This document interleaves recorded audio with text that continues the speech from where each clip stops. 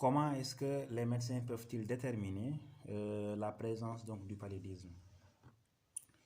Il faut savoir que généralement cela se fait au travers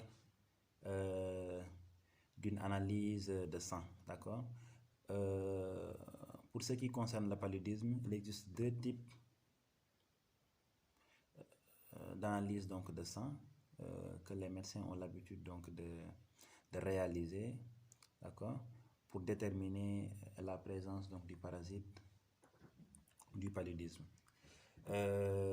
Nous avons une analyse rapide, d'accord, qui consiste à placer du sang sur une cassette, d'accord. Voici un exemple de cassette que nous utilisons donc pour diagnostiquer le paludisme. Vous voyez, donc c'est là où on met le réactif. Donc, voici le réactif, vous voyez. Alors là, on met le sang ici et cette partie nous permet donc de lire le résultat obtenu, de voir si le test est positif ou négatif.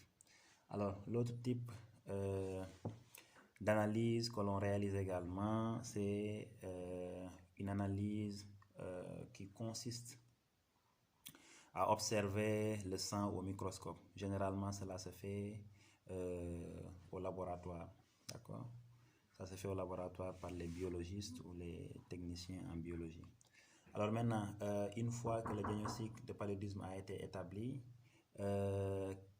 quels sont les médicaments donc, que les médecins utilisent pour pouvoir traiter le paludisme?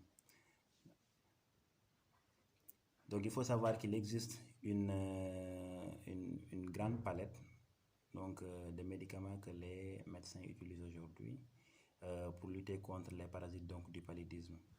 D'accord? Ces médicaments sont communément appelés les antipaludéens.